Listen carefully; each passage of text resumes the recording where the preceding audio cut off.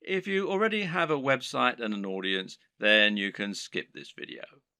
Otherwise, it's crucial that you keep watching in order to ensure that your brand is aligned with your business model and the product you're selling. A good place to start is by asking what exactly a brand is. A brand is much more than a logo. Rather, it's an ethos, a mission statement, and an approach to business. The logo simply tells people that the product or service they're receiving adheres to the same standards as whatever else they've used from you in the past. You start your brand by choosing why you do whatever it is you do. Why should people care about your business? How are you different from other companies offering the same thing? How do you want the world to change as a result of your business being a part of it? This is what allows a company like Apple to capture the imaginations of billions of people and to create such loyal customers. Apple isn't just about selling hardware. It's about selling beautiful hardware that feels personal and that is aimed very much at creative, rule breaking individuals as opposed to big businesses. When the first Apple computers were released, the only real competition was IBM. And by taking this stance, Apple was able to differentiate itself a lot and get a lot of excited followers as a result. The same goes for many businesses that are setting out to create a greener planet. These companies are doing something more than just making money, and their fans love them for it. This is enough to make people choose their products instead of the same products offered by another business. And this ethos means that people know instantly that the service is aimed at people like them. So ask yourself what the driving motivation behind your business is. You're a fitness company. Okay, but what is it that you really believe in?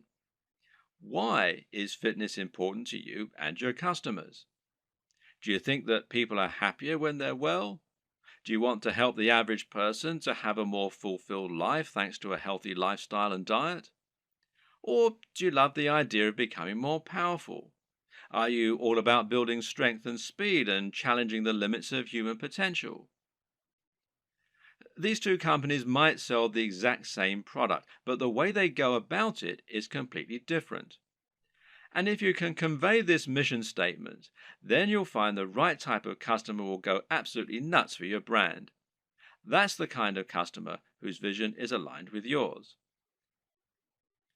Now, don't try and appeal to everyone, because that will never work. Instead, try to appeal more to the right kind of person. One way to do this is through your logo and your web design. The objective of a great logo is to communicate what your business is all about. You're trying to tell people what you sell and why you sell it as soon as they look at your business. So, say your company was all about health and natural products. Then you might make a logo that had a tree on it or a heart, and it would probably be green in color and have an uplifting, healthy sounding name.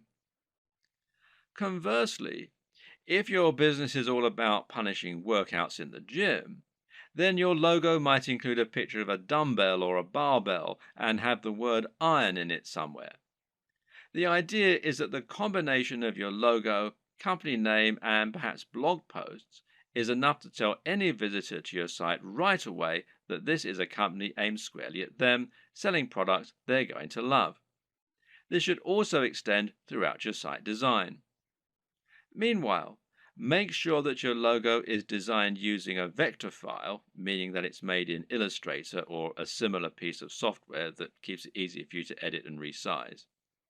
And avoid using cliches. Once again, this is a good place to invest a little of your own money up front. It'll pay off in the long term. The mistake that a lot of people make is to try and sell right away. This can work sometimes, but it's not generally the best way to build trust, grow an audience, and ultimately secure the best long-term profits. That's because it's somewhat similar to walking up to an attractive stranger in the bar and asking if they want to come home with you. 99% of the time, this will be met with a slap. Most people prefer to get to know the person propositioning them at least a little bit first. So you need to try and introduce yourself properly and let the person feel that they know you and that they can trust you. This is the exact same for a business when you're trying to sell something. Imagine approaching a stranger in the street and asking if they want to buy from you. This is the basic concept of content marketing. To build an audience of people who love your content and who trust your opinion so that you can convince them to buy the products you recommend and so that you can keep bringing people back to your site time and time again, giving you multiple opportunities to make a sale. The way you do this is to start by writing high quality content and to post this to a blog on a regular basis. The more you write and the more you research your subject matter and make it different and interesting, the faster you'll build a dedicated audience you can sell to. Demonstrate that you really know what you're talking about, that you only recommend things you genuinely believe in, and that your audience can trust you to be a resource for more useful ideas and information.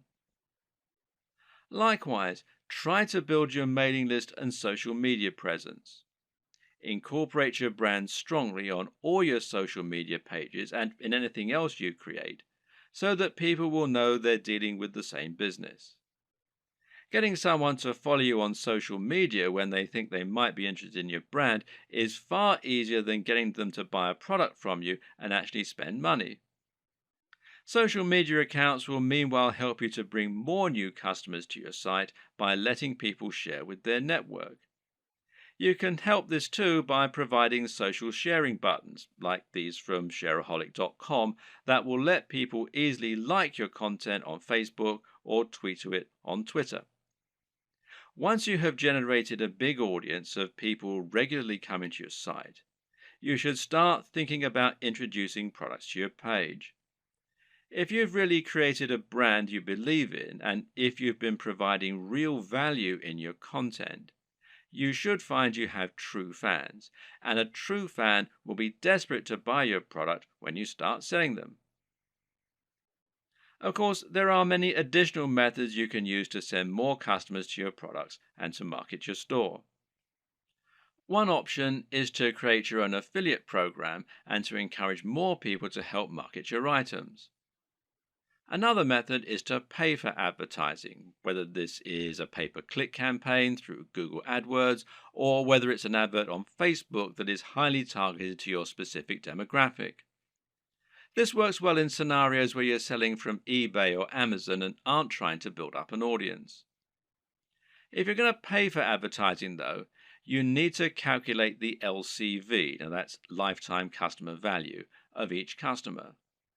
This will allow you to ensure that whatever you spend on your ads, you're making more back and thus seeing strong ROI or return on investment.